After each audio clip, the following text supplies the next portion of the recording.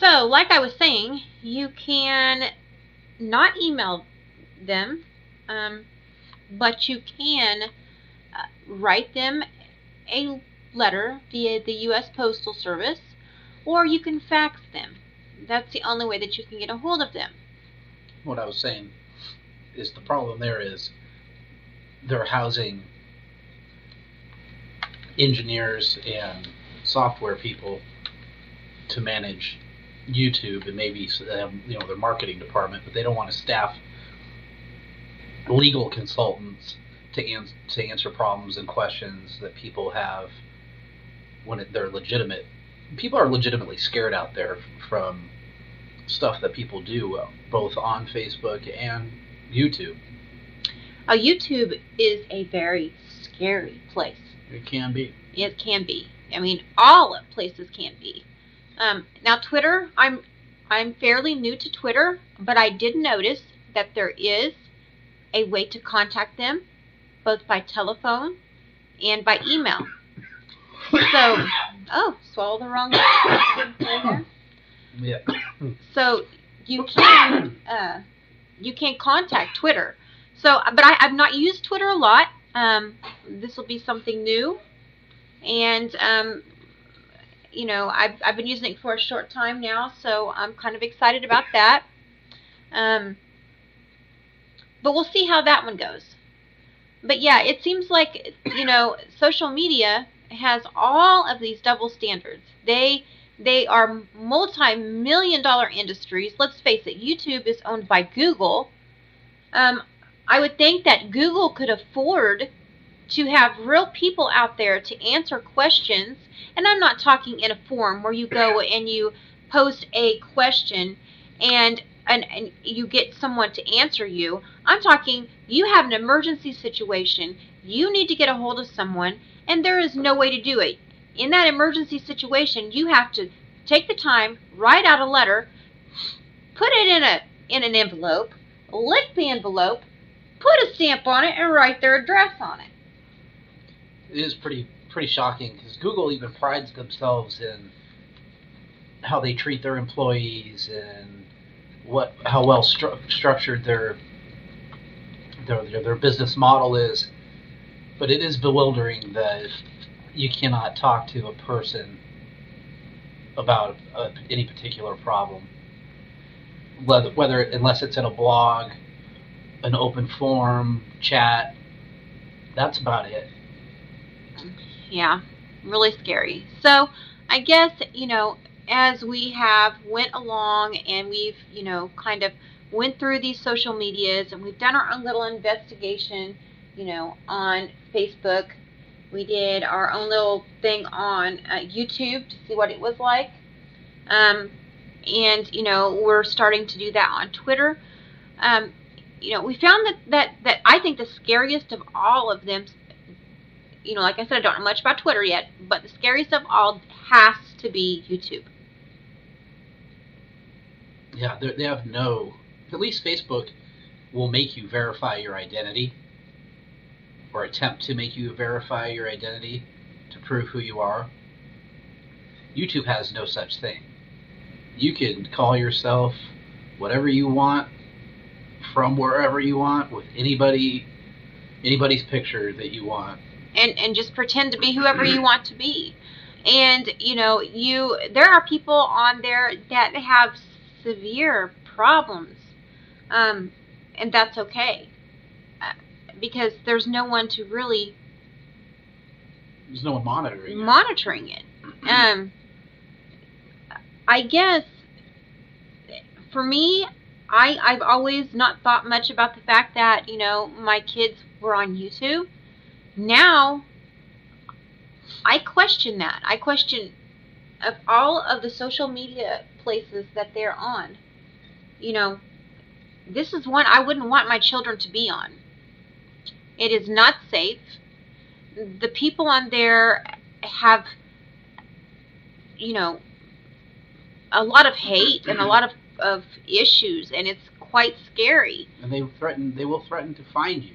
They do find people. They find people. You see them talking about it. They find people. They find where people live. They they do their own type of stalking. These people from YouTube,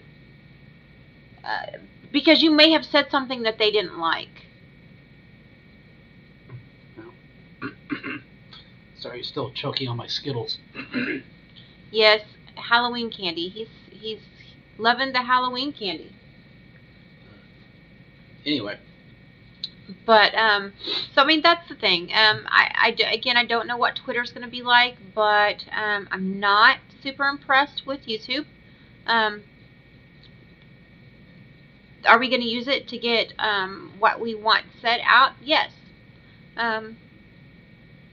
But YouTube is worried about their self-image a little too much rather than protecting the people that are getting hurt. And trust me, there are people getting hurt out there. We've seen it.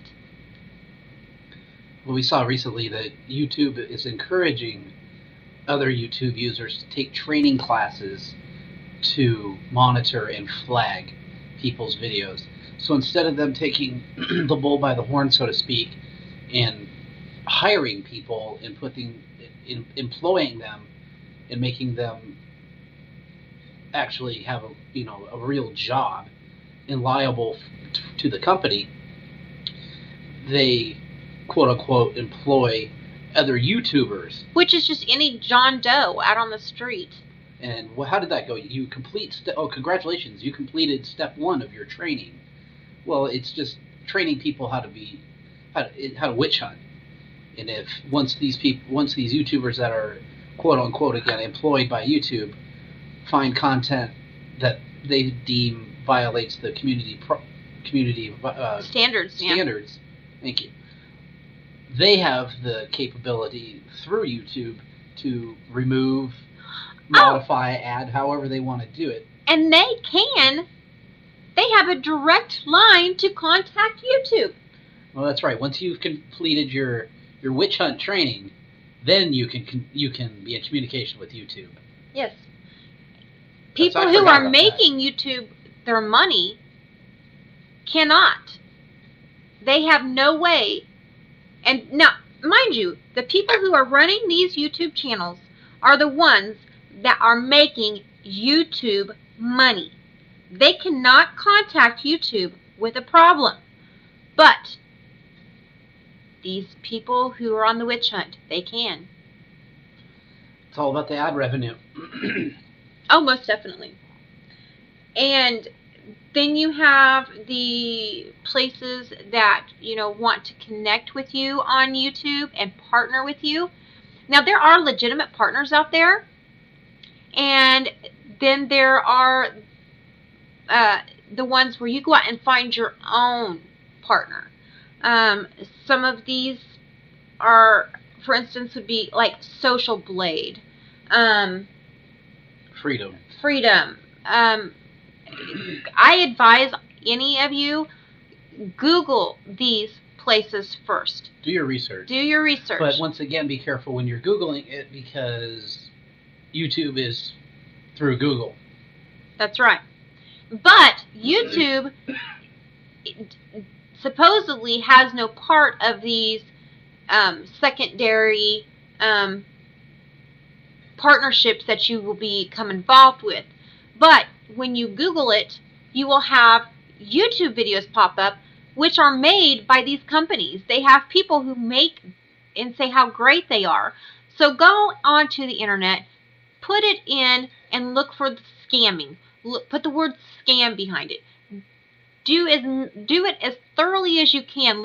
Use any keywords that you can think of, and look for and make sure that what you're reading isn't coming from that specific company. They are just as difficult to get a hold of as well. Hell, we were in contact with our partner asking a simple question regarding, welcoming us to the network. And they're saying, oh, we sent that email on October blank. And they're starting to get pissy with us that we keep asking them, no, we have not received that email. Then they reply again with, yes, we have. We sent it to www.gmail.com. Well, they claim they sent it to They sent it to the wrong They email. sent it to the wrong email. They should notice that the email that we're contacting them from is the one to reply to. Or the one that was signed up with. Exactly. So, and then these companies end up taking all of your revenue. They take all of your money because you're not getting paid, because they're not, even though you're linked to them, but they are not showing you anything from it, because you can't even get your welcome packets.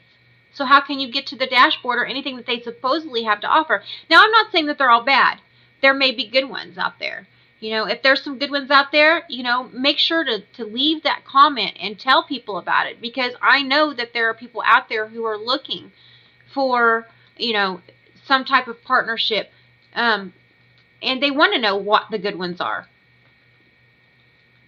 It's kind of a buyer beware situation. Most definitely it is. But the networks do, you instantly forfeit your AdSense revenue to them, and payment schedule is solely determined by the partnership, how much you receive and how much the partner will receive. That's right. All right, everyone. Well, I think this pretty much wraps it up. I mean, we've talked about the election. We've talked about 13-year-olds and driver's license. And we've talked about, how we feel that social media can be, really scary, corrupt, and have double standards. So we will see you tomorrow. And consider this a successful first broadcast. Right? Right. We're pretty good, huh? You know it. All right. Good night. Good night.